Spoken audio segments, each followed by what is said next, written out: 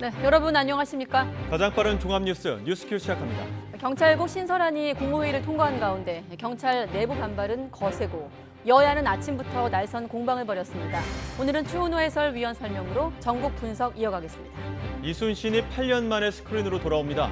이번엔 명량해전이 일어나기 5년 전 한산대첩을 다뤘는데 잠시 뒤 김한민 감독과 이순신 정신에 대해 이야기 나누겠습니다. 네, 이른바 장타 여왕 윤이나 선수의 부정행위로 최근 골프계가 들썩이고 있습니다. 5구 사태의 전말을 스포츠 평론가와 들여다보겠습니다. 그럼 먼저 경찰국 신설 논란 속보로 알아보겠습니다. 윤석열 대통령이 경찰국 신설을 둘러싼 경찰 반발에 대해서 중대한 국가기강 문란이 될 수 있다면서 강경한 입장을 밝혔습니다. 이런 가운데 경찰국 신설안은 국무회의를 통과했는데 다음 달 2일부터 시행될 예정입니다. 대통령실 취재기자 연결합니다. 박서경 기자. 네, 용산 대통령실입니다. 네, 중대한 국가기강 문란. 대통령이 단호한 입장을 밝혔네요. 네, 윤 대통령은 오늘 아침 출근길 약식회견에서 경찰의 집단적 반발은 중대한 국가기강 문란이 될 수 있다고 말했습니다.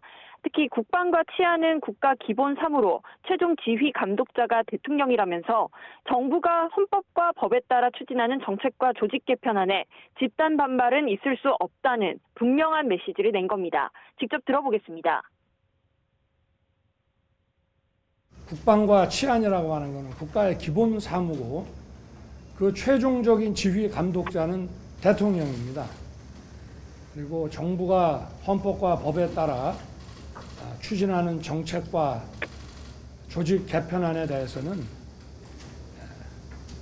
집단적으로 반발한다는 것이 중대한 국가의 기강 문란이 될 수 있습니다. 전날 이상민 행정안전부 장관이 총경회의를 쿠데타로 비유하는 등 강경한 입장을 밝힌 것에 대해서는 국민 우려를 반영한 것으로 본다고 답했는데요.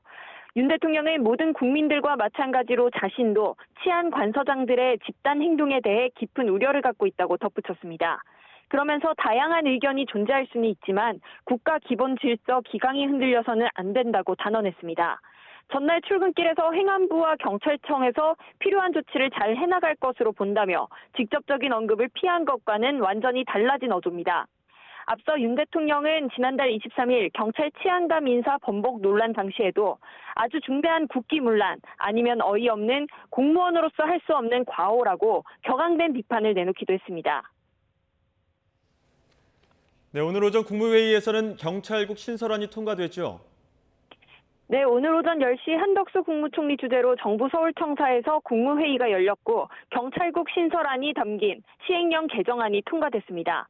해당 안은 행안부의 경찰국을 신설하고 필요 인력 13명을 증원하는 내용을 담고 있습니다. 한덕수 총리는 국무회의에서 청와대 민정수석실에서 관장하던 통솔을 행정안전부 장관이 투명하게 관장하는 안이라고 소개했는데요. 들어보겠습니다. 민정수석 비서관실이 관장하던 실질적인 경찰청에 대한 통솔을 내각인 행정안전부 장관이 좀 더 투명하고 민주적으로 관장할 수 있도록 하는 개정령안이 되겠습니다. 국무회의에서 시행령이 확정된 만큼 행안부 내 경찰국 신설안은 다음 달 2일 공포와 동시에 곧바로 시행됩니다. 이상민 행안부 장관은 경찰국 제도가 시행되고 나면 일선 경찰의 오해도 풀릴 것이라며 민주적인 관리 운영을 약속했습니다. 들어보겠습니다. 지금 일선 경찰들이 오해하고 있는 그런 부분들이 바로 불식될 수 있을 것이라고 생각을 합니다. 새로 신설되는 경찰국을 통해서 경찰을 보다 민주적인 관리와 운영이 되도록 하고 경찰들의 수건 사업들이 잘 이루어질 수 있도록 적극 전력을 다해서 지원을 하도록 하겠습니다. 윤 대통령은 오늘 오전에는 한동훈 법무부 장관 업무 보고를 받았고 조금 전부터는 이상민 행정안전부 장관의 업무 보고를 받고 있습니다. 특히 행안부 업무 보고에서는 경찰국 신설안으로 불거진 경찰 내부 반발을 잠재울 경찰 관리 방안 등이 논의될 것으로 보입니다. 지금까지 용산 대통령실에서 YTN 박서경입니다. 네, 이렇게 오늘 국무회의를 통과한 경찰국 신설안과 류사명 총경 대기발령 조치에서 촉발된 후폭풍이 일파만파 번지고 있습니다. 일선 경찰들이 반발하면서 오는 30일에는 14만 전체 경찰이 모이는 회의도 추진하고 나섰는데 윤익은 경찰청장 후보자는 가능성 없는 얘기라며 거듭 집단 행동에 대한 엄정 대응을 경고했습니다. 현장 취재기자 연결해 자세한 소식 알아보겠습니다. 임성재 기자. 네, 경찰청 앞에 나와 있습니다. 네, 집단 의사표시 금지한다. 이렇게 경찰 지휘부 경고하고 나섰는데 오히려 내부 반발을 키운 모양새죠.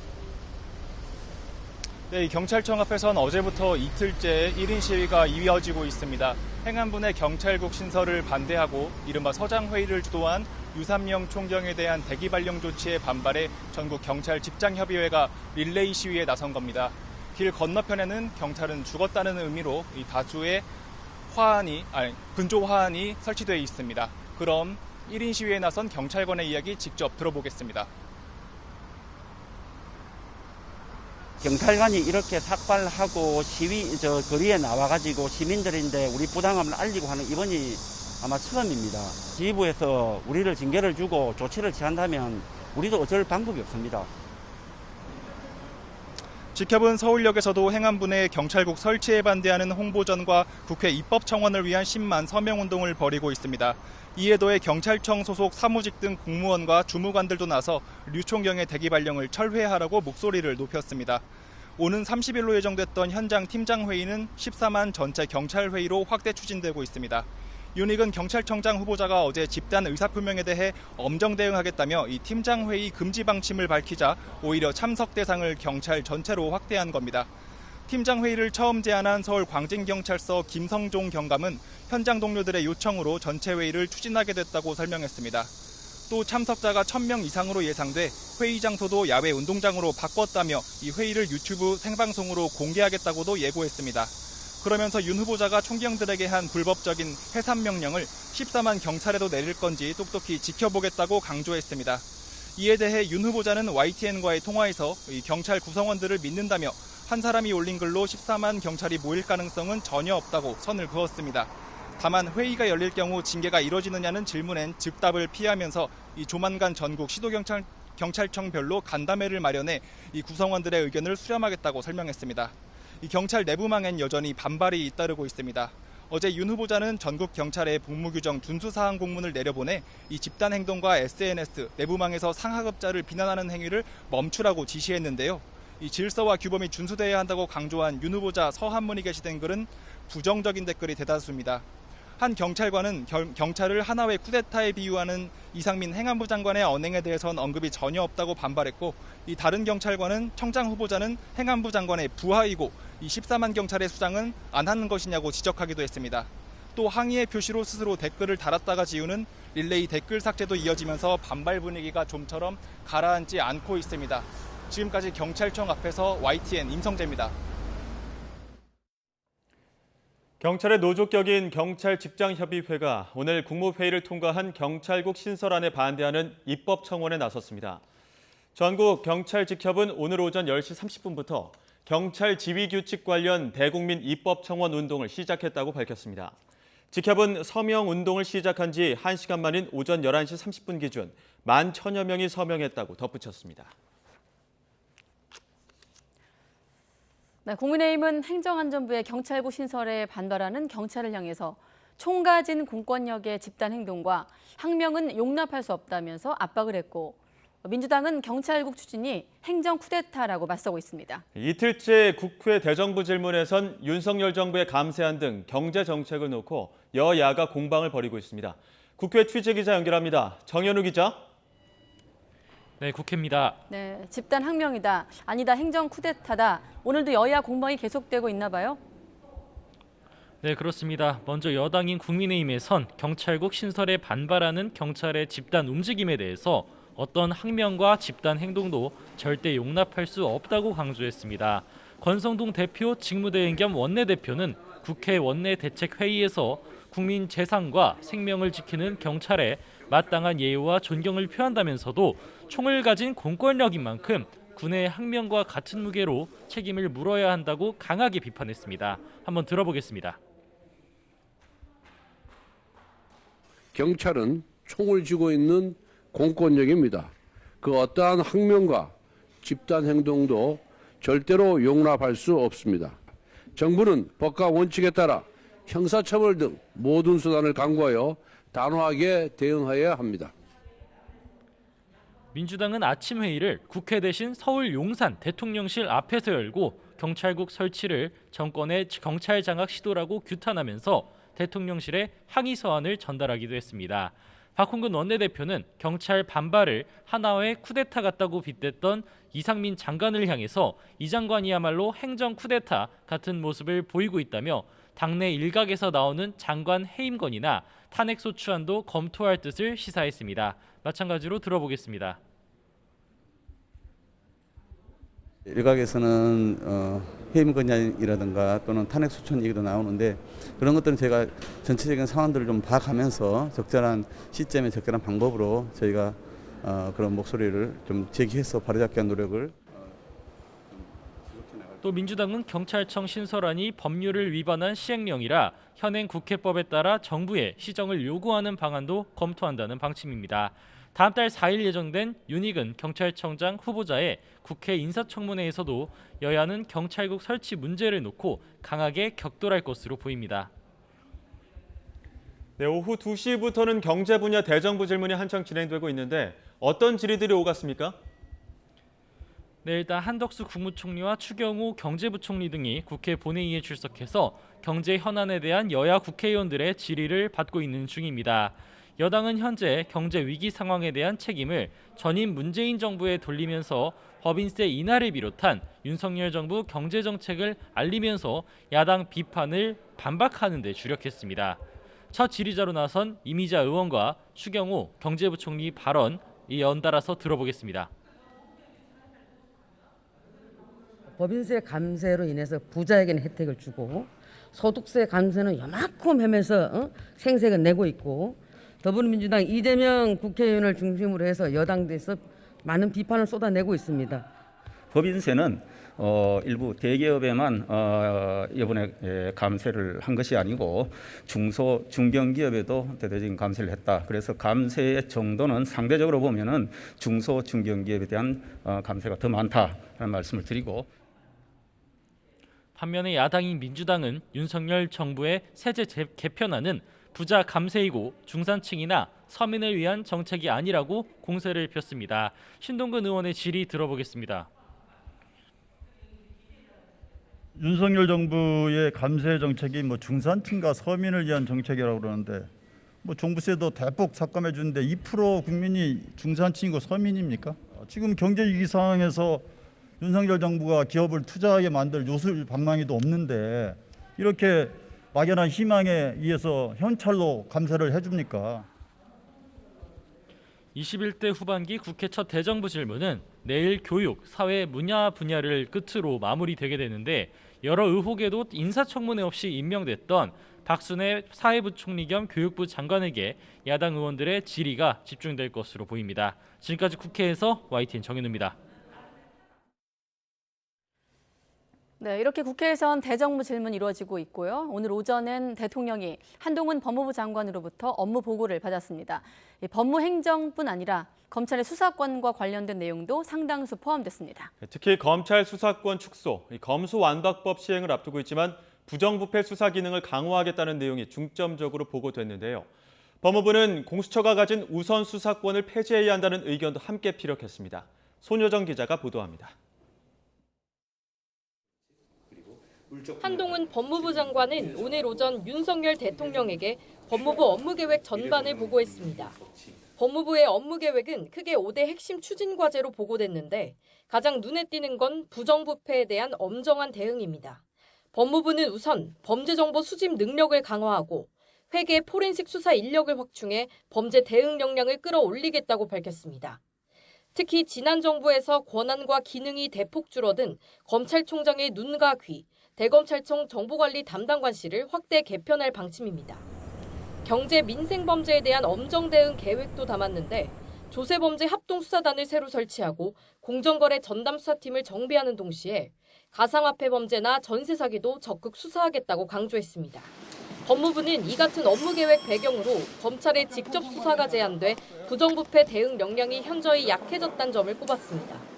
검찰의 직접 수사권을 축소하는 검수완박법 시행을 한 달여 앞두고 오히려 직접 수사 기능을 강화하겠다는 것으로 그동안 법 시행을 반대해왔던 한 장관의 기조와도 일치합니다. 꼭 필요한 분야를 검찰이 책임 있게 수사할 수 있도록 검찰 기능을 정상화해 나가겠습니다.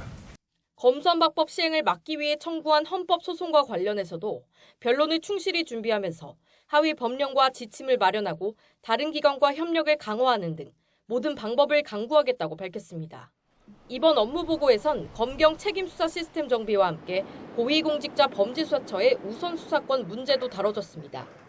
법무부는 공수처의 우선 수사권은 폐지가 원칙이란 입장을 공식화했지만 이를 위해 공수처법이 개정돼야 하는 만큼 입법 과정에서 적극적으로 의견을 개진하겠다고 덧붙였습니다. 윤석열 정부의 국정과제인 촉법소년 연령 현실화와 관련해선 지금의 만 14세 기준을 만 12세와 만 13세로 각각 낮추는 방안을 검토 중인데 보호 처분과 교화 정책도 논의해 올해 안에 종합적인 대책을 발표할 예정입니다.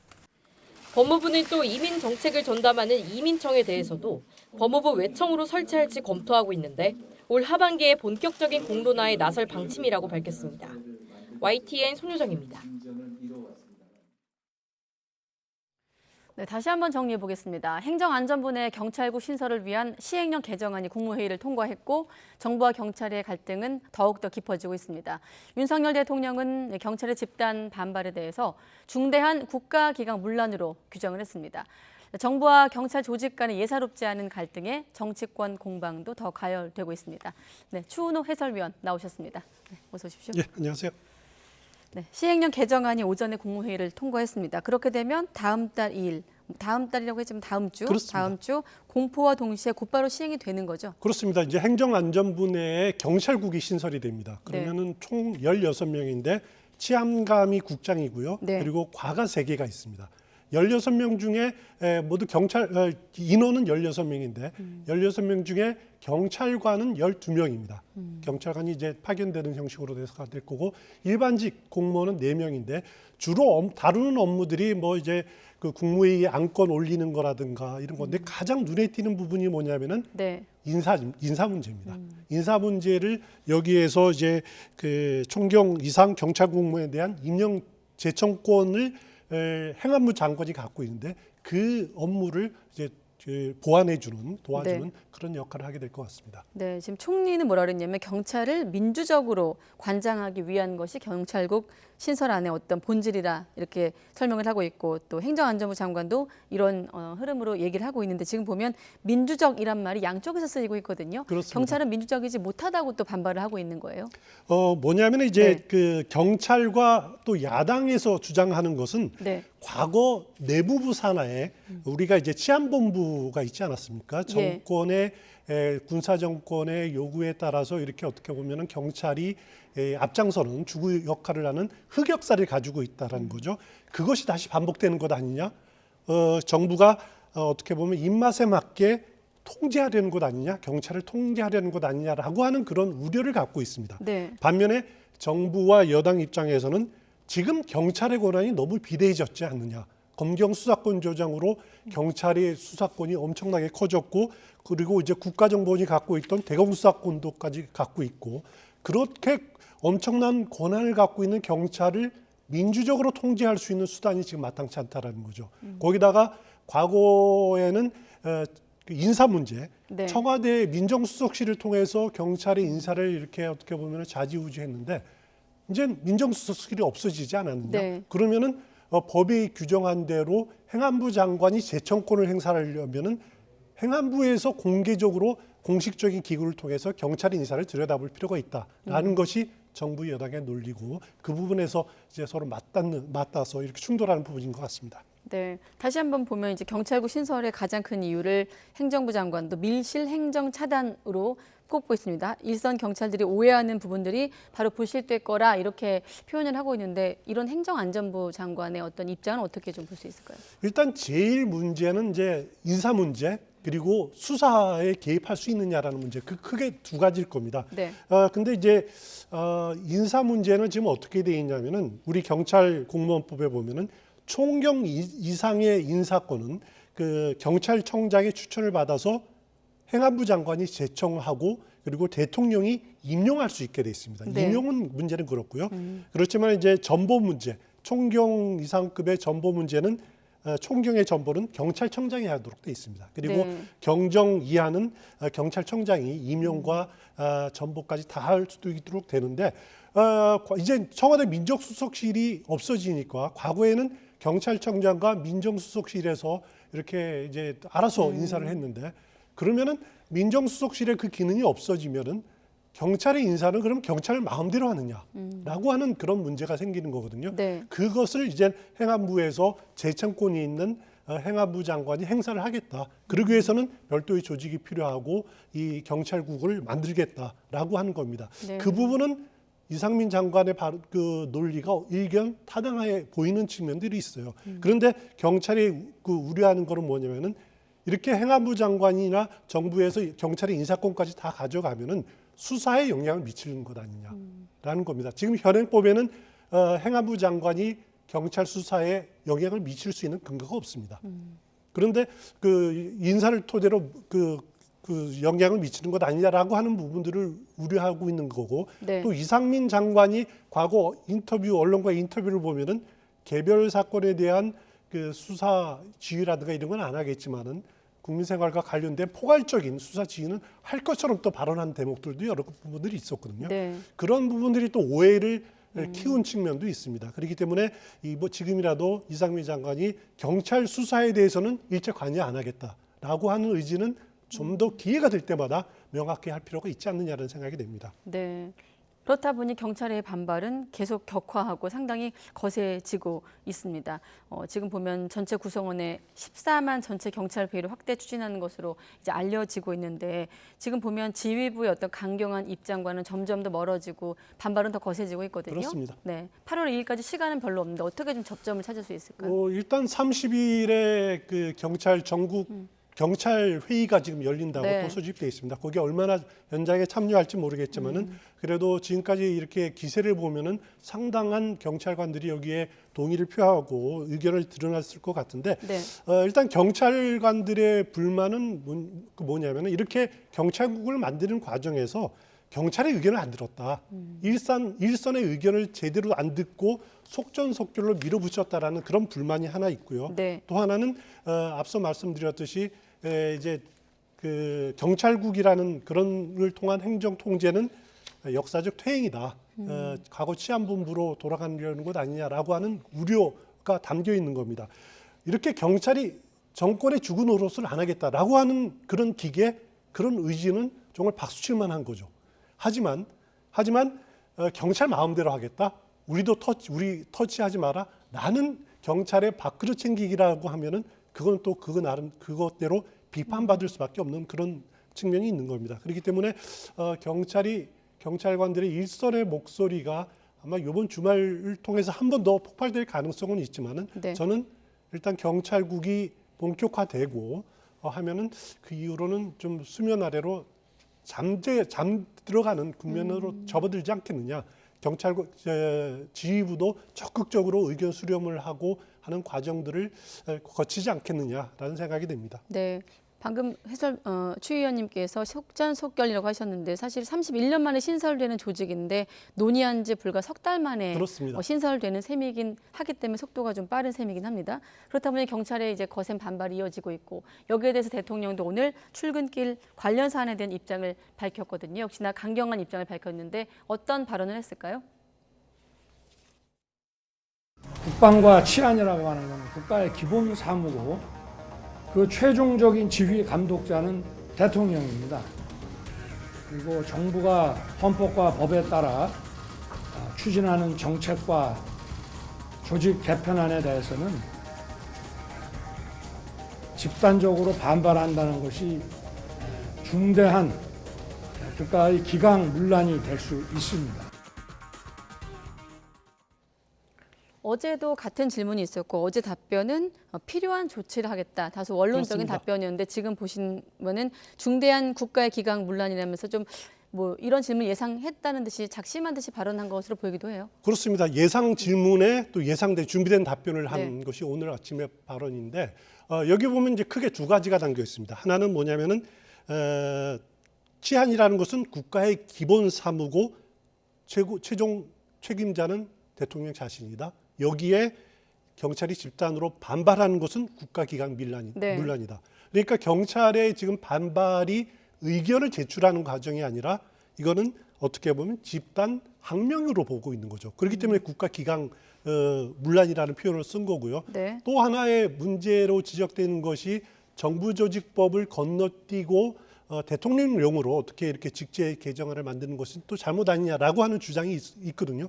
여기에 대해서 대통령이 오늘 표현을 보면은 헌법과 법에 따라 추진하고 있는 조직 개편안이라는 표현을 썼습니다. 그러니까 그 행정안전부의 경찰국 신설 이거는 문제가 없다라는 것이 대통령의 의중을 이렇게 표현한 것이 아닌가라는 생각이 됩니다.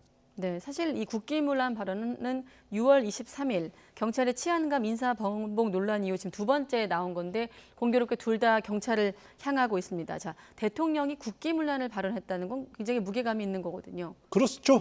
대통령이 국기문란이다, 국가기강문란이다라고 이렇게 표현을 해버렸으니까 집단 반발에 대해서 일선 그 경찰 지휘부가 택할 수 있는 다른 카드가 없습니다.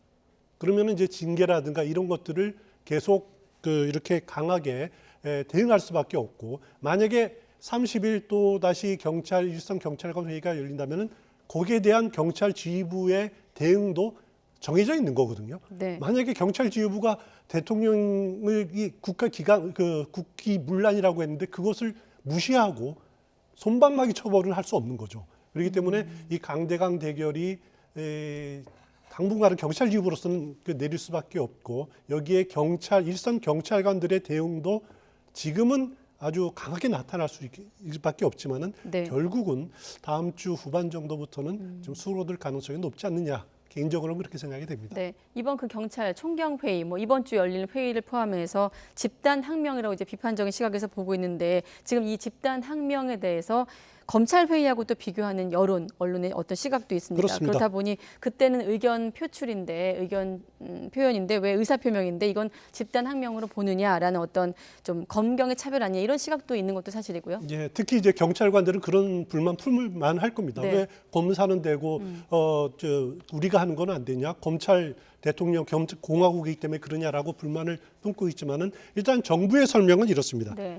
경찰이라는 것은 치안을 담당하는 조직이다. 물론 수사도 담당하지만은 검찰은 수사를 담당하는 기관이라는 차이가 있다는 거죠. 그리고 총경회의가 문제라는 것은 뭐냐면은 총경들 일선 경찰서장이라고 하는 분들은 지역의 치안을 책임지는 사람들 아니냐. 치안을 책임지기 위해서는 무기를 소지하고 있고 전시에는 군사 조직으로 이렇게 개편되는 그런 조직인데, 그런 조직이 이렇게 집단 항명을 자기 근무지를 떠나서 집단 항명에 가까운 이런 집단 행동을 하는 것은 그건 국가기관 문란이다. 그렇기 때문에 검사들의 집단 움직임과 경찰의 집단 움직임을 단순히 비교할 수 없다라고 하는 것이 이상민 행안부 장관을 비롯한 정부의 입장인 것 같습니다. 네, 지금 보면 대통령이 국기문란이라고 비판을 하니까 민주당에서는 경찰국 신설이 행정 쿠데타다, 국기문란은 윤석열 정부가 일으키고 있다라면서 이제 공방을 벌이고 있거든요. 지금 보면 여당은 정부에 힘을 실어주고 있는 상황이고 민주당은 오늘 용산을 방문하기도 했는데, 어제 그 경찰 측 노조 측 이를테면 사무국장 얘기로는 좀 국회 차원의 어떤 중재를 요청하기도 했었는데 어떻습니까? 국회 차원의 좀 해법이 나올까요? 이런 공방 속에서? 민주당 어제 우상호 비대위원장 보면은 정면으로 맞서 싸우겠다 이렇게 강한 의지를 피력하고 있는데요. 사실 민주당에서 지금 할 수 있는 것이 그럼 과거처럼 삭발이라든가 단식 농성이라든가 전국 순회 집회라든가 이런 아주 대규모 장외 집회를 할 형편이 안 됩니다. 왜냐하면 지금 국회가 열리고 있는 상황이죠. 또 코로나 국면이고 또 민주당 내에 또 당 사정도 있지 않습니까? 다음 달 말에 대표를 뽑는 전당대회 앞두고 있는 상황이기 때문에 장외 투쟁을 이렇게 강하게 할 수는 없는 상황이고요. 결국 돌아갈 수밖에 없는 것이 국회 내에서의 투쟁인데, 국회 내에서의 투쟁 중에서 가장 우선적으로 생각할 수 있는 것이 행안위, 이 상임위를 통해서 행안부 직제안, 이것이 정부조직법 위반이다, 법률 위반이다라고 하는 주장을 계속 펴는 겁니다. 지금 우리 국회법이 어떻게 되어 있냐면은 만약에 이제 상임위 차원에서 이거는 이 하위 법령인 대통령령이 정부조직법 위반이다라고 결론을 내리면은 본회의 의결을 해가지고 정부에 수정 요구를 할 수가 있습니다. 이렇게 해서 고쳐지는 과정을 거칠 수가 있는데 네. 문제는 뭐냐면은 지금 행안위원장이 국민의힘 이채희 위원이라는 네. 거죠. 그럼 이채희 위원장이 협조 안 하면은 그것도 별로 통과될 가능성이 좀 희박하다 이렇게 보시면 될 것 같습니다. 네, 아마 기억하실 겁니다. 원구성 협상 과정에서 쟁점이 과방위와 행안위였는데 그렇습니다. 이런 논란을 좀 내재하고 있지 않았나 이런 생각이 다시 한번 거슬러 올라가 보는데 지금 보면 윤희근 후보자에 대한 얘기도 여러 가지 얘기가 나오고 있습니다. 언론에선 사실상 좀 손 놓고 있는 거 아니냐, 빠져 있는 것 아니냐, 청문회 이전에 이미 리더십의 타격을 받은 것 아니냐 여러 가지 좀 논란이 있거든요. 예, 윤희근 후보자 경우에는 이제 다음 달 4일 네. 인사청문회가 열립니다. 물론 그 행안위 소관으로 또 열리는데 네.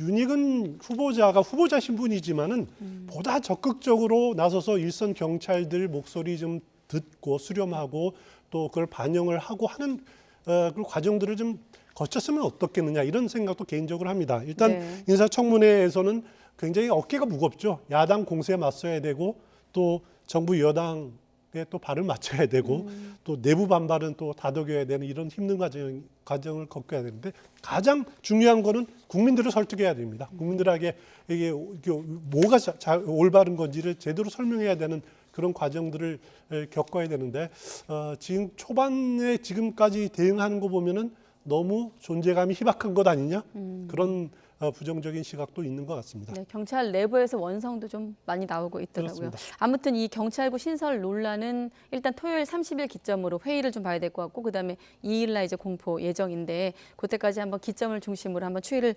지켜보겠습니다.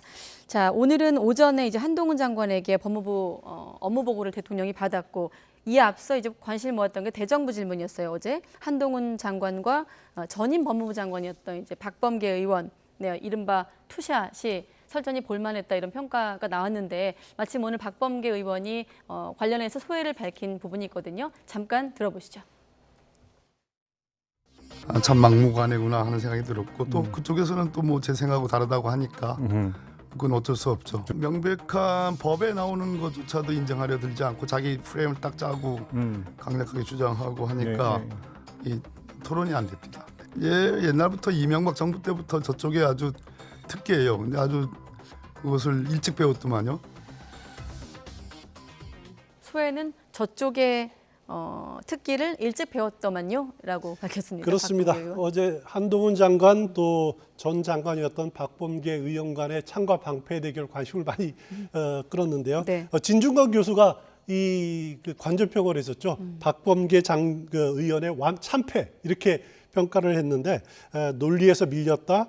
프레임을 걸고 하였는데 제대로 못했고 역공에 당했다 이런 그 표현을 썼습니다. 오늘 박범계 의원이 인터뷰한 걸 보니까 오히려 한동훈 장관이 자기 프레임을 이렇게 하고 나오니까 논리가 자기 합리적인 논리가 안 통했다라는 식으로 어떻게 보면 패장의 변명을 이렇게 내놨는데 그러고 보면은 민주당 의원들, 박범계 의원도 만약에 패배를 했다라면 인사청문회에서 민주당 의원들이 2연패하는 셈이거든요. 네, 한동훈 장관에 지난번에. 대해서. 네. 그런데 여기서 우리가 생각해야 될 게 뭐냐면은 물론 이제 박범계 의원의 패인에 대해서 자기 주장이 반박당하니까 좀 욱하는 냉정을 잃어버리는 것이 결정적인 패인이 아니었냐는 생각이 드는데 문제는 싸움은 물론 한동훈 장관이 이겼을 수도 있습니다. 하지만 국민의 민의의 전당인 국회에서 국민의 공복인 국무위원이 국민의 대표인 국회의원을 이긴들 그게 진정한 승리입니까? 저는 그렇게 보지 않고요. 네. 오히려 국민을 설득하고 좀 제대로 이렇게 다독이고 하는 노력들이 필요하지 싸워서 이기겠다. 이거는 국무위원들이 가져야 할 자세는 아니다. 이렇게 생각을 됩니다. 네, 심지어 20초 눈싸움으로 신경전을 벌이기도 했습니다. 자, 끝으로 민주당 얘기까지 좀 하고 마무리하겠습니다. 자, 8월 전당대회 컷오프가 이틀 앞으로 다가왔고 당대표 후보자가 이제 3명으로 압축이 됐는데 이렇게 되면 사실상 이재명 의원 외 2명 이렇게 누가 될지 관심을 모으는 건 아니겠습니까? 그렇습니다. 네. 일단 2명 누가 될지는 아직 좀 미지수입니다. 그거는 네. 정말 뚜껑을 열어봐야 되는데 예비 경선 경우에는 대표 경우에는 중앙위원회 70% 일반 국민 여론조사 30%가 반영이 됩니다. 네. 지금 최근에 나온 한국사회여론연구소 여론조사를 보면은 일반 국민들을 상대로 했을 때 30% 반영되는 일반 여론조사 이재명 의원이 그 42%, 네. 2위가 박용진 의원입니다. 하지만 이건 일반 국민들을 대상으로 한 네. 거거든요. 민주당 대표 경선에서 반영되는 것은 비토층을 제외합니다. 그러니까 민주당 지지층과 무당층을 대상으로 하기 때문에. 그런데 같은 여론조사에서 보니까 민주당 지지자들만으로 대상으로 했을 경우에 이재명 그 후보가 42%가 아니라 74%로 올라갑니다. 그리고 박용진 의원 경우에도 14%가 아니라 6.5%로 내려가는 거죠. 그렇기 때문에 여론조사는 압도적인 이재명 그리고 별로 차이 없는 도토리 키재기의 다른 후보들 이렇게 될 가능성이 높고요. 결국 승부는 중앙위원회 70% 표결에서 갈라질 거다. 저는 그렇게 보고요. 그러면은 나머지 두 사람이 누구냐? 간단하게 말씀드리면은 일단 박주민 의원 친명계 아닙니까? 굉장히 불안할 겁니다. 왜냐하면은 여론조사는 좀 높게 나올지 모르지만은 한 표를 행사할 수 있기 때문에 일단 여론조사상으로는 세 번째네요. 세 번째인데 한 표를 행사할 수 있거든요. 중앙위원들이. 그러면 다 이재명한테 몰리지 친명계 표가 그 박주민 의원한테 오는 표가 제한적일 거라는 거죠. 그리고 이제 강병원, 서른 친문계가 밀고 있다는 두 사람. 이 두 사람도 어떻게 보면 친문계 표를 가지고 굉장히 또 치열하게 싸울 겁니다. 그리고 강훈식 의원 경우에는 후보 경우에는 초선 의원들의 지지를 좀 받고 있다라는 것을 강점으로 내세울 수가 있고 김민석 후보 경우에는 정세균계 동교동계 남아있는 동교동계 지지를 받고 있다 이렇게 볼 수 있는데 결국 중앙위원회 표가 결정이 될 거다. 그럼 중앙위원회가 누구냐? 국회의원이라든가 당협위원장 또 지자체의 의장 그리고 자치단체장들 굉장히 민주당에 충성을 바쳐온 분들이 이 결정을 할 거다라는 거죠. 그렇기 때문에 이들이 민주당의 핵심 인사들의 당심에 의해서 세 명이 이재명 플러스 두 명이 선출될 거다. 근데 누가 될지는 뚜껑을 열어봐야 될 것 같다.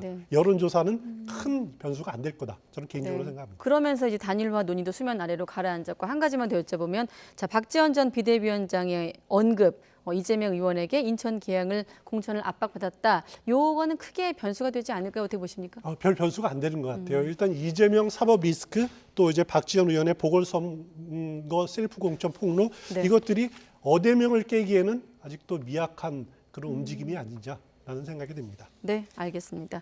민주당 8월 전당대회 전망까지 추은호 해설위원과 함께했습니다. 고맙습니다.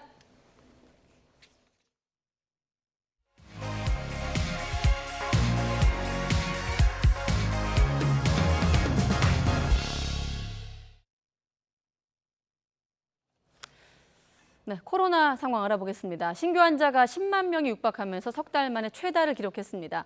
확진자 100명 가운데 서너 명이 재감염 사례로 재감염 환자도 증가가 심상치 않아 보입니다. 취재기자 연결해 속보 알아보죠. 최명신 기자. 네, 최명신입니다. 네, 정확히 확진자가 어떻게 되는 겁니까? 네, 오늘 0시 기준 코로나19 신규 환자는 99,327명으로 10만 명에 바짝 다가섰습니다. 어제보다 6만 3천여 명 늘었는데 지난 4월 20일 이후 최다 수치입니다. 다만 일주일 전과 비교하면 1.35배 증가에 그쳐 일주일 단위로 확진자가 2배 느는 더블링 현상을 주춤했습니다. 유형별로 보면 국내 발생이 9만 8,974명, 해외 유입 사례가 353명입니다. 해외 유입 건수는 지난달 24일부터 한 달 넘게 세 자릿수를 기록했습니다.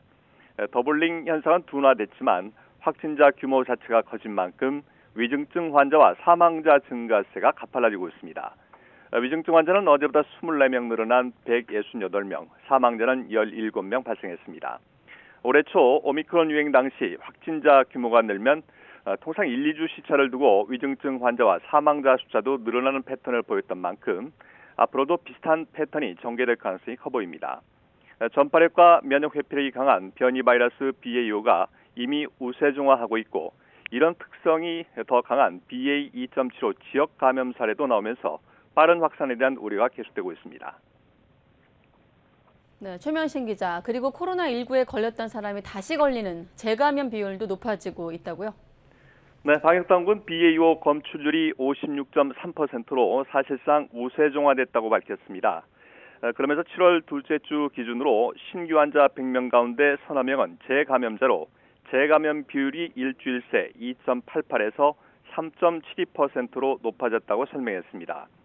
전체 재감염 추정 사례 8만 6천여 명 가운데 두 번 감염된 사람이 8만 5,970여 명, 세 차례 감염된 사람도 119명에 이릅니다. 감염 재생산 지수는 1.54로 전주에 이어서 2주째 1.5를 넘어 확산세를 보이고 있습니다. 당국은 향후 2, 3주 정도는 계속 증가세가 이어질 것으로 조심스럽게 예측했습니다. 다만 확산세가 현재 의료 역량으로 대응 가능하다는 판단에 따라 주간 위험도를 중간으로 유지했습니다. 방역당국은 또 코로나19 예방접종 완료자의 중증화율이 미접종자 대비 95.4%로 감소한다는 분석 결과를 근거로 적극적인 예방접종 참여를 당부했습니다. 지금까지 사회부에서 YTN 최명순입니다. 네, 지난 23일 세계보건기구가 원숭이 두창을 코로나19와 같은 국제 공중보건 비상사태 전염병으로 지정한 바 있습니다. 원숭이 두창이 성소수자 집단에서 은밀하게 전파하고 있지만 자칫 광범위하게 확산할 수 있다는 우려가 반영된 겁니다. 미국에선 어린이 감염자까지 나왔습니다. 임수근 기자가 취재했습니다. 미국 질병통제예방센터는 자국 내 원숭이 두창 감염자가 3,500명에 이르는 것으로 파악하고 있습니다. 확산세가 이어지자 미국 정부는 조만간 자체 공중보건 비상사태 선포를 검토하고 있습니다. 미 보건 당국자들은 성소수자에 대한 차별적 시선이 원숭이 두창 확산 방지에 장애가 될 것을 우려하고 있습니다. It's really important that we do not use this moment to propagate homophobic or transphobic messaging, and I think it's really important that we stick to the science, stick to the evidence. 원숭이 두창 감염자들은 현실에서 이미 차별과 혐오적 반응을 경험하고 있다고 호소합니다. 또 일부는 성소수자에 대한 편견으로 방역 대응이 늦는 것은 아닌지 의구심까지 보이고 있습니다. It does seem like there's a little bit of a discriminatory practice in our country that when certain communities, if that's the LGBTQ community or communities of color, are being impacted by something. 세계보건기구에 따르면 전 세계 75국에서 1만 6천여 건의 원숭이 두창 감염 사례가 보고됐습니다. 아프리카 이외 지역 감염자의 98%는 남성 성소수자였습니다. 하지만 미국에서 어린이 확진자가 나오는 등 감염이 특정 집단에 한정되지 않을 것이란 우려가 나옵니다. It is not a disease that is transmitted only by sex, and there are at least 2 children that have been designated or diagnosed with monkeypox here in the United States. 보건 전문가들은 성소수자들이 탄광 속 카나리아 새처럼 원숭이 두창이라는 새 질병을 경고하고 있다고 말하고 있습니다. YTN 임수근입니다. IMF 외환 위기 시절 아나바다 운동 기억하시는 분들 많죠? 아껴 쓰고 나눠 쓰고 바꾸어 쓰고 다시 쓰자. 그때 그 시절 이후 23년여 만에 최대 물가 상승률을 기록한 가운데 소비 문화도 그 시절을 소환했습니다. 젊은 세대들을 중심으로 21세기 아나바다 운동, 이른바 짠테크, 무지출 챌린지 등이 확산하고 있습니다. 불과 1년 전만 해도 인생은 한 번뿐 욜로를 외치고 플렉스를 과시하던 것과는 사뭇 다른 분위기인데요. 이른바 MZ세대들 사이에서 유행하는 무지출 챌린지는 말 그대로 온종일 한 푼도 쓰지 않고 버티는 것을 말합니다. 대부분 식비를 줄이는 것부터 시작하는데요. 아침 식사는 거르고 점심은 매일 구내 식당에서 해결합니다. 그리고 저녁은 친구 혹은 동료들과의 약속 대신 집에서 냉장고를 털어 간단하게 해결하고 커피는 물론 물로 대신하거나 회사 탕비실 커피를 이용하죠. 여기에 교통비도 부담되다 보니 아주 먼 거리가 아니라면 회사까지 자전거를 이용하는 무지출 챌린지도 심심치 않게 등장합니다. SNS에서는 이러한 인증샷과 함께 각자의 노하우를 공유하기도 하고 절약 브이로그, 알뜰 꿀팁, 냉장고 파먹기 등 절약법을 소개하는 유튜버도 등장했습니다. 단순히 아껴 쓰는데 그치지 않고 이를 재테크에 활용하는 이른바 짠테크도 늘고 있습니다. 한 푼이라도 아끼기 위해 발품 대신 손품을 판다는 말이 나올 정도인데요. 저렴한 리퍼 제품이나 유통기한이 임박해 할인폭이 커진 제품으로 눈을 돌리고 중고 거래도 눈에 띄게 늘고 있습니다. 이러한 젊은 층의 달라진 소비 문화를 두고 그만큼 경기 상황이 녹록지 않다는 것을 보여주는 단면이라며 씁쓸하게 보는 시각도 있는데요. 물론 인플레이션에 대처하는 MZ세대들의 새로운 생활 방식이라며 신선한 소비 트렌드에 대해 응원하는 분위기도 적지 않습니다. 당분간 고물가 상황이 계속될 거란 전망이 나오는 만큼 이제 절약은 선택이 아닌 필수가 되면서 MZ세대들의 짠테크 유행은 쉽게 사그라들지 않을 것으로 보이는데요. 하지만 지난 2분기 우리 경제는 조금이나마 선전했습니다. 민간 소비 증가에 힘입어 지난 2분기 0.7% 성장했는데요.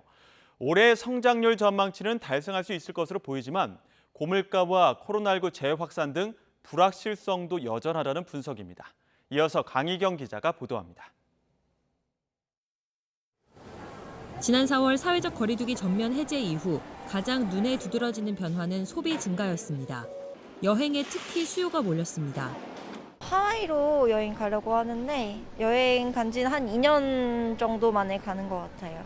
올해 초보다 철도 이용객이 150% 정도 증가되었습니다.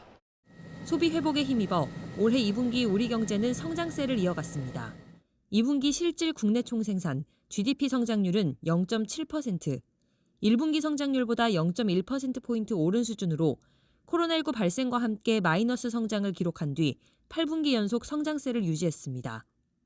한국 경제를 이끄는 한 축인 수출이 1년 만에 감소세로 돌아섰지만 민간 소비가 서비스를 중심으로 크게 늘었습니다. 시장에서 예상한 것보다 좀 좋게 나왔습니다. 사회적 거리두기의 전면 해제로 대면 서비스하고 준내구조를 중심으로 이제 크게 증가하는 데 기인한 것인데요. 한국은행은 앞으로 3, 4분기에 각각 0.3%씩만 성장하면 지난 5월 전망치인 연간 경제 성장률 2.7%를 달성할 수 있을 것으로 내다봤습니다. 다만 하방 위험도 적지 않습니다. 우선 최근 물가 오름세가 가파르고 코로나19 확산세가 심상치 않아 3분기부터 소비 심리가 악화할 가능성이 큽니다.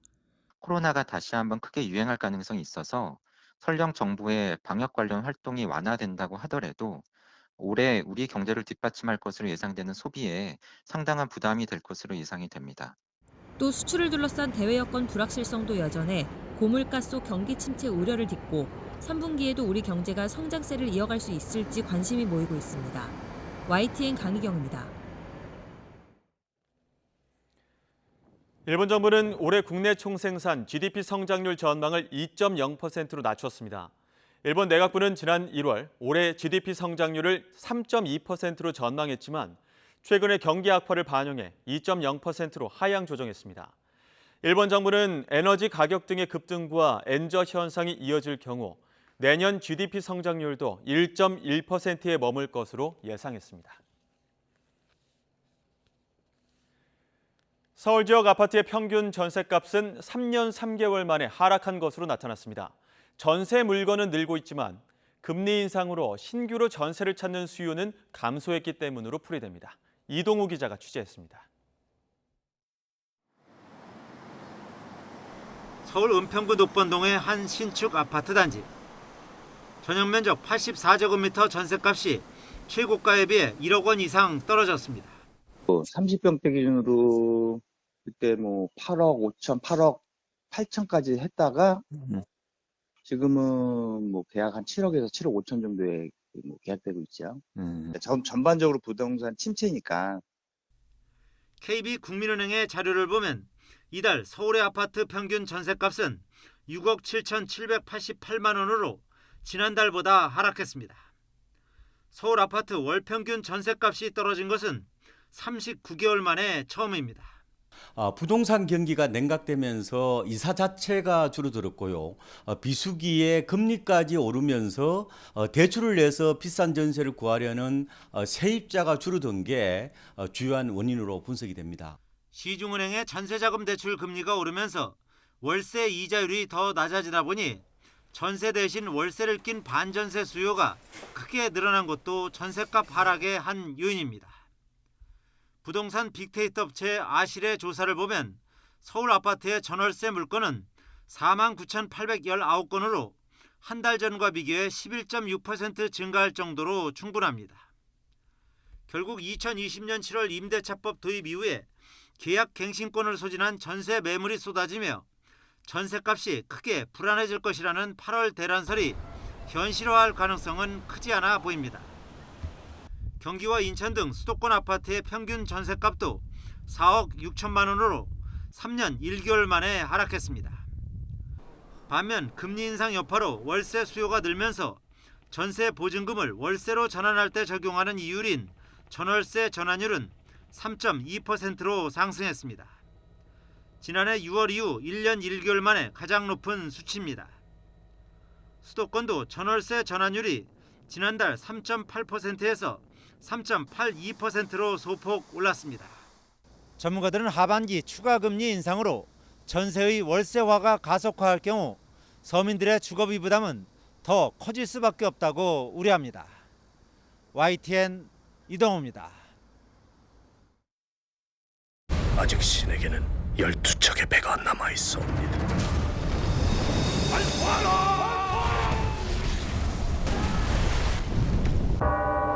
지금 우리에겐 압도적인 승리가 필요하다. 보카이센.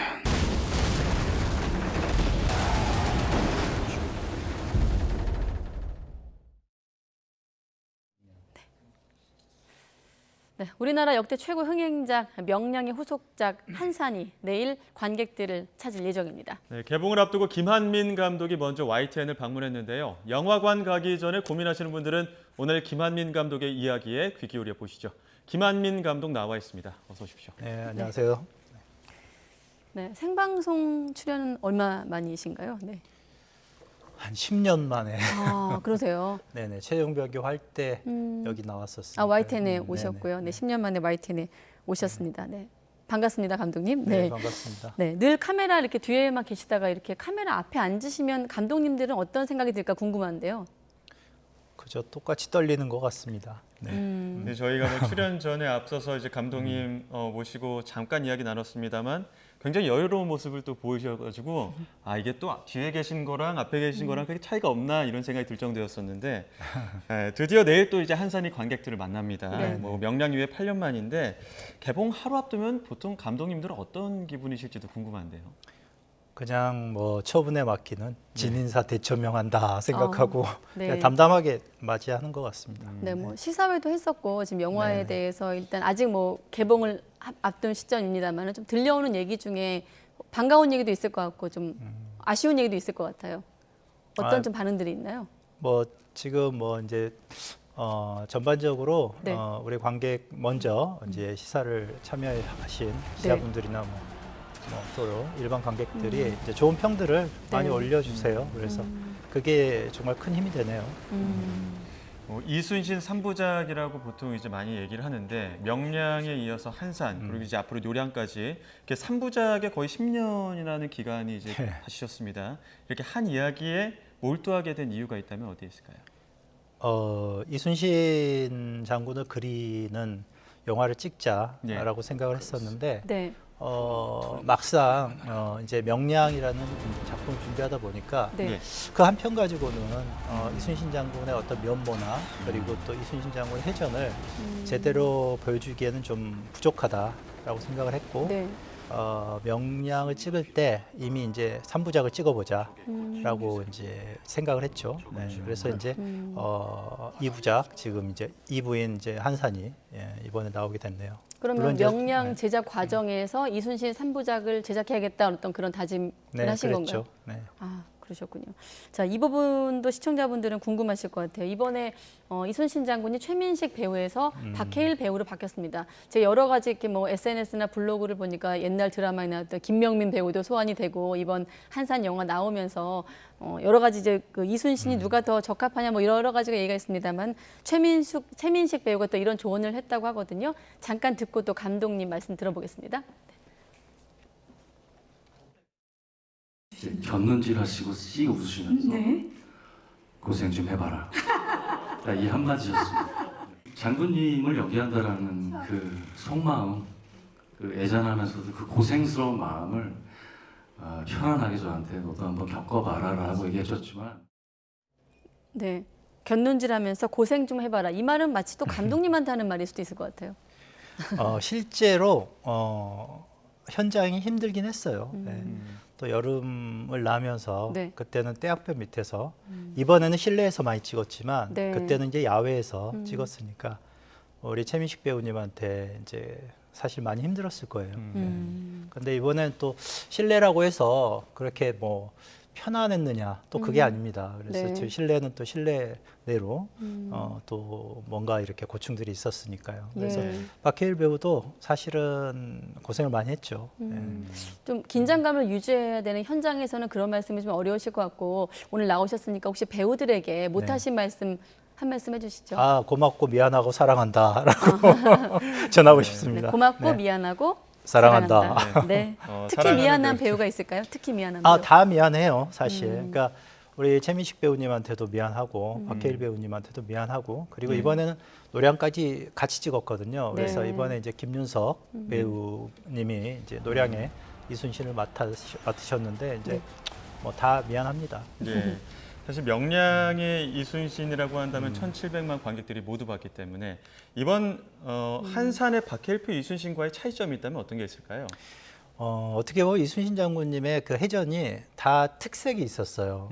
어떻게 보면 명량 때는 어떤 용장의 느낌, 네. 아주 용맹스러운 장수의 느낌이 있었고 또 한산에는 지장의 느낌, 뭔가 이렇게 지략적이고 전략가적인 그러한 네. 어떤 장수의 모습이 있고 그 노량에는 또 굉장히 현장의 느낌, 후손들을 뭔가 생각하고 그리고 또 미래를 내다보고 그리고 이 전쟁을 어떻게 종결해야 될 것인가를 생각하는 그러한 어떤 현장의 느낌이 있어서 그러다 보니까 역사적으로 실존 인물이잖아요. 네. 이순신 장군님은. 그러니까 오히려 배우분을 이렇게 그 특징에 맞게 또 그 장점에 맞게 좀 이렇게 바꿔줘도 이게 좋겠다라고 생각을 했고 그래서 이제 또 젊은 이순신은 또 한산에서 한 6년 전 횟수로는 이제 5년이지만 네. 어쨌든 그런 젊은 이순신으로서의 모습도 풍겨야 하니까 그래서 이제 박해일 배우를 선택하게 되었죠. 네, 사실 한국인이 존경하는 영웅 1위에 항상 꼽히는 영웅이 이제 이순신 장군인데 장수이자 목민관 아니겠습니까? 뭐 다 시청자분들 아시다시피 뭐 청렴함, 정직함, 공정함 여러 가지 이제 그런 가치를 갖고 있는 인물인데 캐스팅할 때 좀 어떤 점에 주안점을 두고 캐스팅을 하셨나요? 아까 말씀드렸던 용장, 지장, 현장 이 느낌을 가장 중요시했고요. 네. 예, 그리고 제가 보건대 바로 그 제가 언급했던 세 배우분이 네. 이순신의 그런 용장, 지장, 현장의 모습을 가장 잘 표현하고 또 그런 실제 모습들을 띠고 있어가지고 뭐 그렇게 고민스럽게 캐스팅을 뭐 생각하지는 않았던 것 같아요. 그렇군요. 이순신이란 배우 외에도 뭐 박해일 씨 외에도 안성기 씨, 손은주 씨까지 뭐 변유한 씨까지 다양한 캐스팅, 그러니까 완벽한 캐스팅이다, 완성된 캐스팅이다 이런 평가들이 많이 나오고 있는데 그 중에서 혹시 가장 많이 고민했던 역할이 있다거나 아니면 공을 들인 역할이 있다거나 캐스팅에서 좀 어려움이 있다거나 이런 배우들이 있다면 어떤 배우들이 있을까요? 그 이번 한산 영화에 매우 특징적인 인물 한 사람이 항외라는 개념으로 이제 그 김성규 배우가 역할한 준사라는 역할이 나옵니다. 그 항외가 뭐냐면 조선편에서 싸우는 왜군 장수나 병사를 이제 항외라고 하거든요. 네. 그들은 결국은 이순신 장군에게 반하고 그리고 이순신의 정신에 반하고 그리고 이 전쟁이 의냐 불의냐 이것을 굉장히 중요시했던 그런 사람들이죠. 그래서 이제 이 전쟁을 어떤 나라와 나라의 싸움이 아닌 의와 불의의 싸움이다라고 당시 조선사회는 그렇게 규정을 했었고 그래서 우리가 민병이 아니라 의병이라고 하죠. 그런 지점에서 이제 항외들이 의의 편에서 싸우는 그러한 어떤 일본 병사들, 장수들. 그래서 그 개념이 저는 이번에 상당히 중요하고 그리고 또 보는 재미도 있을 거예요 아마. 그렇군요. 자, 명량과 이번 한산이 다른 점이라면 결국 거북선 아니겠습니까? 이제 거북선이 본격적으로 등장하는 게 한산인데 고증이 쉽지 않았을 것 같아요. 어떤 점이 좀 힘드셨습니까? 물론 이제 여러 자료들은 이제 봤는데 거북선의 실내를 제대로 이렇게 보여주는 그림이나 이런 게 없어요. 그러니까 외부 모습들은 좀 있는데 네. 그리고 내부 모습도 뭐 기손도솔이나 이런 자료들을 보면 뭔가 치수나 네. 뭔가 이런 것들은 있는데 도대체 이 내부가 어떻게 생겼는지 그리고 전체적인 아주 디테일한 이 거북선의 어떤 그 이미지 모습은 없어요. 네, 이제 그래서 이제 한간에는 뭐 거북선이 2층형이다, 3층형이다, 아니고 또 복층형이다, 뭐 이런 이제 연구들이 있고 설들이 있는데 네. 저는 이제 그런 것들을 물론 이제 다 참조는 했지만 당시 전투 상황에 가장 맞게 거북선은 기본적인 본질이 돌격선이니까 돌격선에 맞는 그런 어떤 형태가 무엇일까를 내 나름대로 좀 추론하고 그리고 좀 이렇게 잡아보았죠. 네. 하객진은 어떻습니까? 사실 과학적인 어떤 현대 전술의 어떤 교범 이렇게 꼽히는데 그 부분에 대한 고증도 굉장히 깊이 들어갔을 것 같아요. 어떠셨어요? 하객진은 사실은 뭔가 이렇게 만병통치에 내지는 굉장히 절대적인 승리의 진법이 아니에요. 하객진이라는 것은 네. 여러 진법 중에 하나이고 이제 그것을 어떤 장소에서 어떤 적들을 대상으로 펼치느냐 이제 그게 이제 사실은 중요하죠. 예. 그래서 하객진이라는 것이 우리 영화 한산 네. 영화 출연에 매우 중요한 진법이고 그리고 반드시 표현해야 될 진법이었지만 네. 그게 어떤 절대적인 승리의 어떤 진법으로서 보여지지는 않아요. 오히려 그것을 이순신 장군이 어떻게 잘 펼치고 어떻게 적들을 유인하고 그리고 어떻게 적들과 대적해서 잘 승리하느냐를 보시는 게 바로 이번 영화의 어떤 관전 포인트일 겁니다. 네. 운용의 묘가 중요했다 이런 말씀해 주셨는데 앞서 말씀하신 것처럼 명량 때는 야외 촬영이 많았었다고 말씀해 주셨고요. 특히나 명량 때는 바다에 배를 실제로 띄웠는데 한산은 바다에 배를 전혀 띄우지 않았다 이런 이야기 전해지고 있습니다. 전투의 어떤 성향들도 달라질 수도 있고 전략의 변화도 있었을 것 같은데 어떤 차이가 있었습니까? 일단 명량 때는 바다에 실제 배를 띄웠어요. 그런데 촬영의 변수들이 너무 많아가지고 날씨부터 그다음 배의 어떤 바다에서 운영도 마음대로 되지 않고 그래서 이제 명량을 찍고 나서는 다시는 이렇게 찍지 말자. CG를 좀 활용하자 이런 의미인가요? CG를 100% 활용할 수 있으면 네. 최대한 활용하자라고 생각을 했고 또 굉장히 아이러니하지만 명량의 어떤 그때 어떤 시행착오가 있었고 그리고 그때 노하우가 있었기 때문에 이번에 한산과 노량은 전체적으로 이제 CG를 통해서 그리고 이제 CG를 포함한 특효, 특본 그리고 여러 가지 미술들을 다 동원해가지고 바다에서 찍지 않으면서도 바다에서 찍은 것보다 더 리얼한 그런 느낌으로 구현을 낼 수 있었습니다. 결과에 대한 만족도도 꼭 바다에 가지 않았어도 높다고 이렇게 해석하면 되겠습니까? 매우 매우 높을 겁니다. 이번 한산의 또 육지전의 어떤 중요성도 있다고 하던데요. 네네. 왜냐하면 한산해전 당시에 또 이제 그러니까 당시에 곡창지대였던 전라도 방어가 매우 중요했어요. 그리고 전라자수영도 이제 전라도 내 여수에 있었고요. 그랬기 때문에 그때 이제 동시에 육지에서 이제 전라도를 노리는 그러한 또 이제 제6군 고바야카와 다카카게라는 이제 인물이 등장하는데 그 제6군이 전라도를 이제 넘어오려고 했었고 그리고 이제 수륙 양동 작전으로 사실은 노렸는데 바다에서는 이순신 장군이 그걸 이제 한산에서 대첩이죠. 큰 승리를 거두셨고 또 육지에서는 이제 웅치고개라는 또 이치고개라는 웅치이치 전투가 지금 많은 관객들이 우리 대한민국 분들이 잘 모르시는데 그 전투가 매우 중요한 전투였습니다. 그래서 그 두 가지의 전투를 같이 보여주는 것이죠. 어떻게 보면 저희가 감독님 모시면서 이야기 듣긴 하지만 역사 선생님 모시고 듣는 것처럼 굉장히 그렇습니까? 재미있는 역사 이야기를 또 해주시고 있는데 명량이 우리나라 역대 최고 흥행 영화이기 때문에 이 한산에 대한 부담감도 꽤 클 것 같은데 어떻습니까? 예, 뭐 부담이 없었다 그러면 거짓말이겠죠. 그런데 그 1,700만 명이 넘는 그 스코어는 어떤 다른 뭔가 이렇게 시그널, 계시가 있지 않았는가 생각을 해요. 네. 그래서 그거를 그게 어떤 것인가, 그리고 또 2부인 한산과 3부인 노량은 또 어떻게 내가 자세를 취하고 만들어야 될 것인가 라는 부분들을 고민하다 보니 벌써 8년이 흘렀습니다. 네. 그때 그 16세기에 조선시대 무신 이순신에 관한 이제 얘기를 감독님과 쭉 해왔는데 그렇잖아요. 조선 수군이 가장 두려워한 건 왜군이 아니라 이순신이었다라는 말이 나올 정도로 이제 이순신 같은 경우는 사실 일본도 연구 대상으로 삼는 그런 인물 아니겠습니까? 자, 다음 질문이 뭐냐면 지금 시대에 우리에게 좀 이순신 영화가 갖는 의미, 이순신의 어떤 정신, 조금 거창합니다만은 쭉 이순신을 연구해온 영화 감독으로서 어떤 의미를 담고 있다고 생각하십니까? 이 시대에 좀 우리가 장군님께는 좀 미안하지만 장군님을 좀 소환해가지고 우리가 좀 활용해야 한다.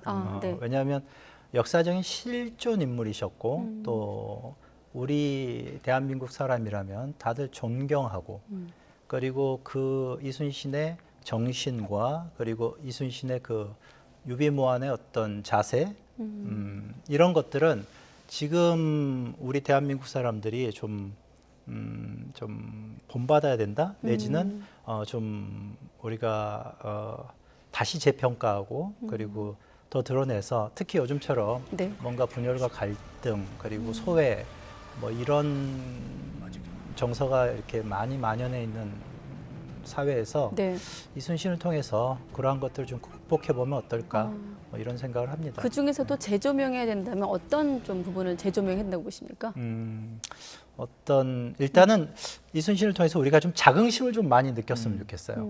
네, 우리가 이런 멋진 선조를 두고 있고 그리고 또 그가 펼쳤던 그 해전들을 통해서 좀 큰 자긍심을 좀 느꼈으면 좋겠고요.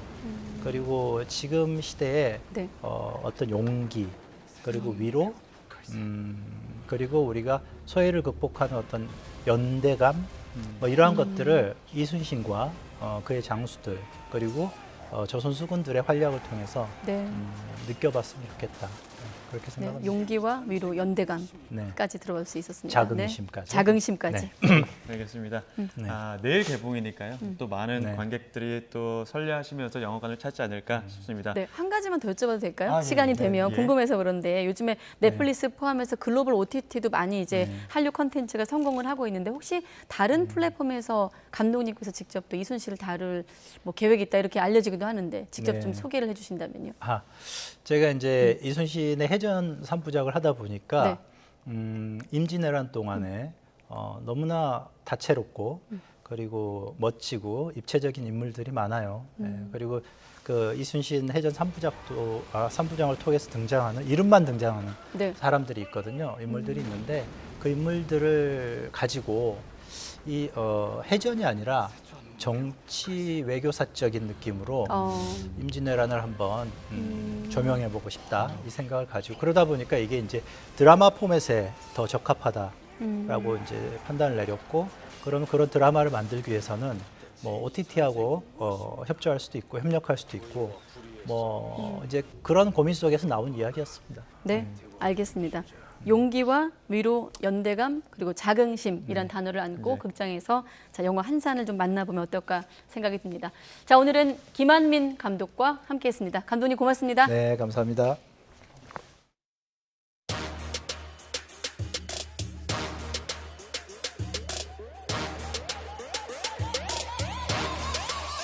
불타오르네.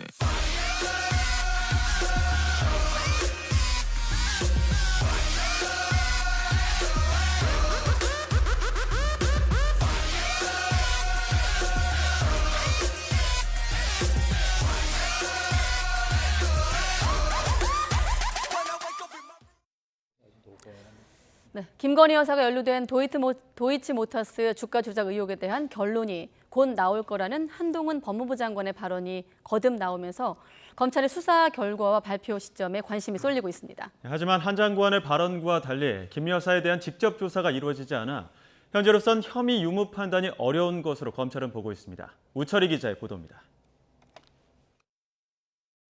도이치모터스 주가 조작 사건 수사합니까? 지난 정권 이후로 1년여 넘게 계속 수사 중인 것으로 알고 있습니다. 곧 결론이 날 것이라고 생각합니다.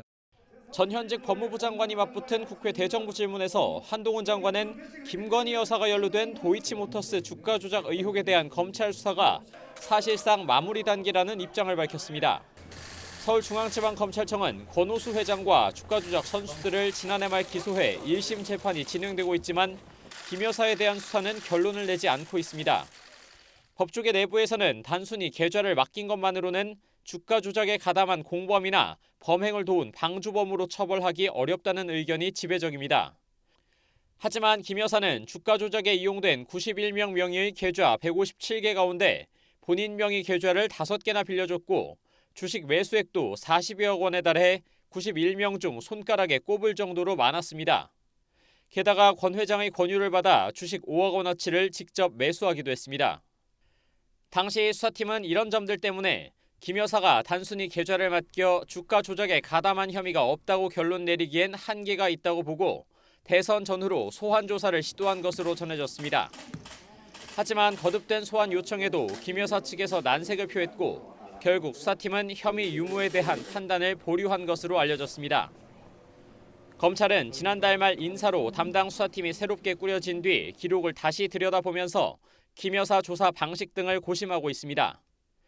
검찰 관계자는 한 장관의 국회 답변은 원칙론을 말한 것으로 보인다면서 기록 검토와 추가 조사가 필요한 부분을 살펴본 뒤 절차에 따라 사건을 처리할 예정이라고 밝혔습니다. 하지만 권 회장의 아들이 윤석열 대통령 취임식의 주요 인사로 초청돼 윤 대통령 아버지 뒷줄에 앉았다는 논란이 최근 제기되는 등 야권을 중심으로 봐주기 의혹은 수그러들지 않고 있습니다.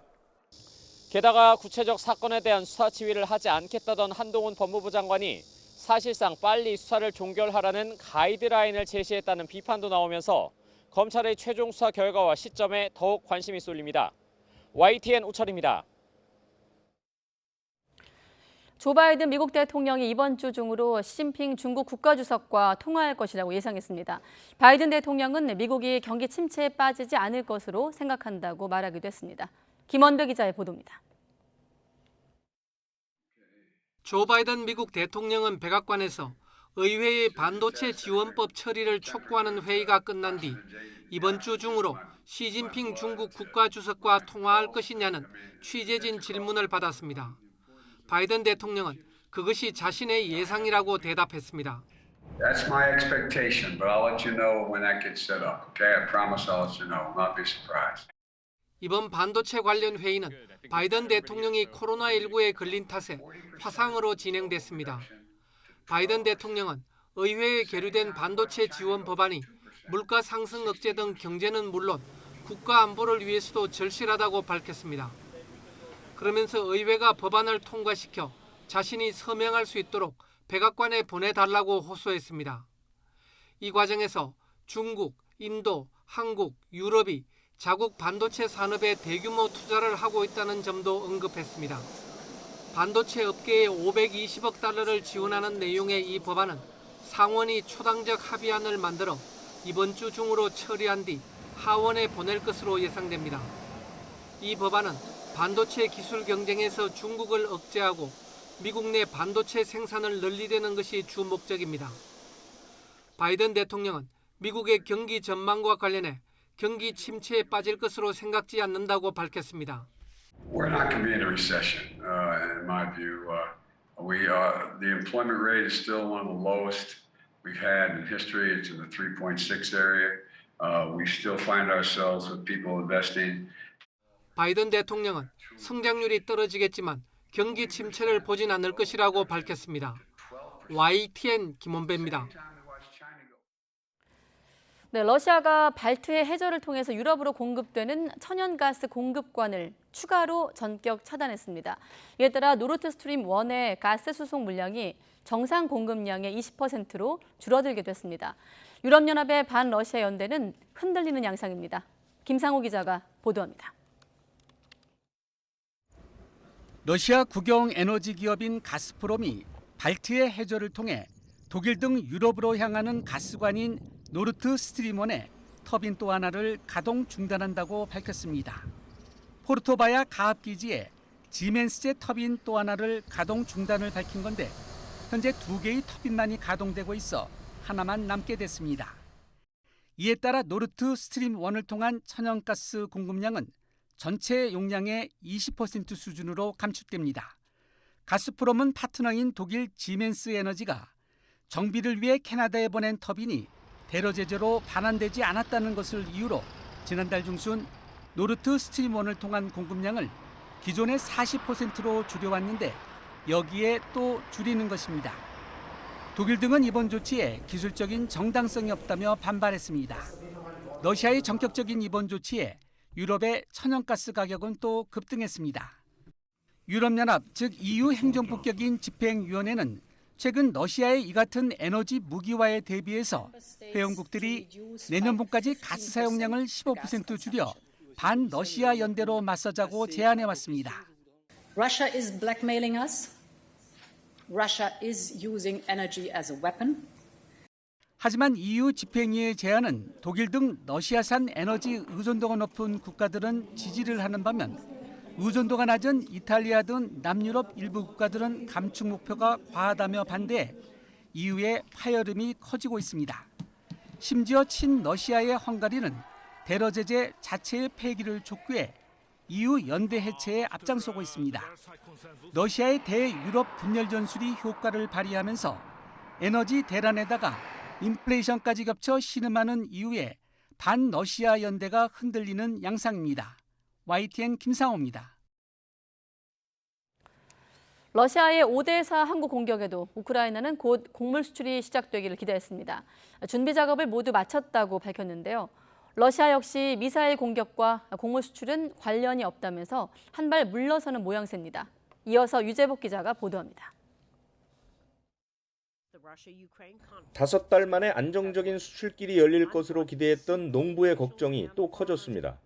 이미 올해 수입의 3분의 2가 줄어든 터라 애가 더 탑니다. 수출이 미뤄지면 내년 농사도 큰 타격을 받을 수밖에 없습니다. Being engaged doesn't mean being married. When it starts working, we'll talk. It doesn't mean we will start selling grain tomorrow. No way. 우크라이나 정부는 이번 주 곡물 선적이 이루어지길 기대했습니다. 흑해로 나가는 관문인 초르노모르스크 항구를 첫 번째 선적항으로 꼽았습니다. 러시아 공격에도 곡물 수출을 위한 준비 작업은 차질 없이 마쳤다고 밝혔습니다. 수출 선박의 운항을 관리할 공동조종센터도 곧 운영에 들어갑니다. Протягом 2 тижнів ми будемо технічно готові здійснювати експорт з усіх портових терміналів, зазначених 3 портів. 수출 합의 다음 날 오데사 항구에 미사일을 쏜 러시아는 전쟁 시설을 공격한 것일 뿐 곡물 합의와는 관련이 없다고 한 발 물러섰습니다. 우크라이나 곡물이 흑해를 통해 수출되면 한 달 1조 3천억 원가량의 수입을 거둘 것으로 보입니다. YTN 유재복입니다. 네, 중국의 북서쪽 칭하이에서 실제 상황이라고 믿기조차 어려운 거대한 모래폭풍이 발생했습니다. 화면으로 잠깐 보시죠. 자, 지난 20일 중국 칭하이성 하이시 지역이고요. 자, 이렇게 하늘은 물론이고 수십 미터 앞이 보이지 않는 엄청난 규모의 모래폭풍이 나타났습니다. 이렇다 보니 여행객들도 긴급히 대피하는 상황까지 벌어졌다고 하는데요. 당시 현장을 목격을 하고 자동차로 대피한 여행객들, 거대 모래폭풍이 100km가량 진격을 했고 3시간 정도 지속됐다고 말했다고 AP통신이 전하고 있습니다. 자, 그러면서 1초에 14.9m 속도, 14.9m 속도의 모래폭풍으로 200m 앞까지 보이지 않았다고 덧붙였습니다. 네, 그런가 하면 유럽 지역에선 섭씨 40도에 이르는 폭염이 이어지면서 이탈리아와 그리스 등 남부 유럽에서 시작된 대형 산불이 체코와 독일에서도 잇따라 발생했습니다. 지난 24일 체코 북부 흐렌스코에서 산불이 시작이 돼 주변 민가로 확산하면서 주민 140여 명이 긴급 대피했습니다. 로이터 통신은 산불이 이틀 이상 잡히지 않으면서 불길이 국경을 넘어 독일로 번졌다고 보도하기도 했습니다. 또 최근 섭씨 40도의 고온에 강풍까지 불고 있는 그리스에서도 며칠째 산불이 이어지고 있다고 전했습니다. 네, 미얀마 군사 정권이 전 의원을 포함해 민주화 인사 4명에 대해서 사형을 집행했습니다. 국제사회는 경악을 했고 극악무도하다면서 규탄을 이어가고 있습니다. 이종수 기자가 전합니다.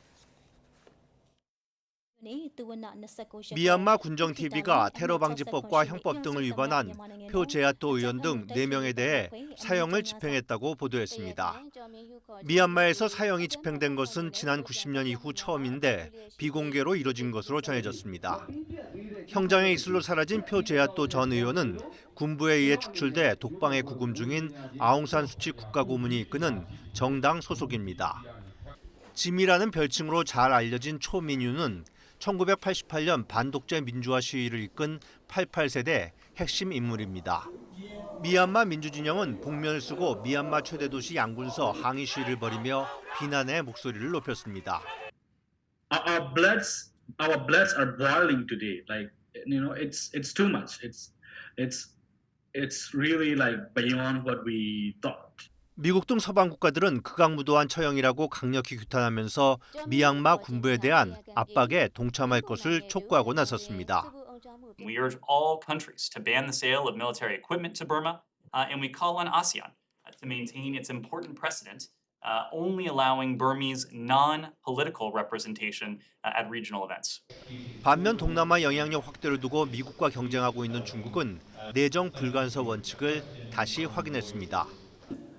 中澳双边贸易额 안토니우 구테우스 유엔 사무총장과 미첼 바첼레트 유엔 인권 최고대표도 한 목소리로 강력히 규탄하면서 자의적 판단에 따라 구금된 모든 정치범의 즉각적인 석방과 사형 집행 중단 선언을 강조했습니다. 인권단체 국제 앰네스티는 쿠데타 이후 군사법원에서 사형 선고를 받은 시민 76명의 생명이 위험하다며 국제사회의 즉각적인 행동을 촉구했습니다. YTN 이종수입니다. 유신고가 3년 만에 청룡기 고교 야구대회 우승 트로피를 되찾았습니다.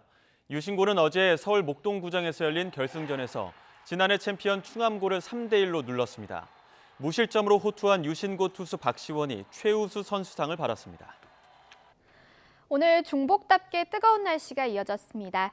현재 서울 등 전국 대부분 지역에 폭염주의보가 내려져 있고요. 대구와 일부 경북 지역에는 폭염경보가 발효 중입니다. 내일도 찜통더위 속에 최고 체감온도가 33도 안팎을 오르내리겠습니다. 요즘 더위 속에 대기 불안정으로 인한 소나기 소식도 잦은데요. 내일도 수도권을 포함한 내륙 곳곳에 소나기 가능성이 있겠습니다. 소나기 특성상 지역별로 강수 편차가 크겠고 소강 상태를 보이는 곳도 많다는 점 참고하셔야겠습니다. 내일도 강한 햇볕이 내리쬐면서 전국의 자외선 지수가 높음에서 매우 높음 수준을 보이겠습니다. 햇볕 차단에도 신경 써주시기 바랍니다. 밤사이 수도권을 중심으로 열대야가 나타나겠습니다. 서울 26도, 대전 24도, 광주 23도가 예상됩니다. 내일 낮 기온은 33도 안팎까지 오르겠습니다. 서울 33도, 대전 33도, 대구 32도가 예상됩니다. 이번 주 내내 밤에는 열대야가, 낮에는 폭염이 기승을 부릴 전망입니다. 날씨였습니다. 네, 가장 빠른 종합뉴스 뉴스큐 마치겠습니다. 이어서 이브닝 뉴스가 방송됩니다. 시청해주신 여러분 고맙습니다.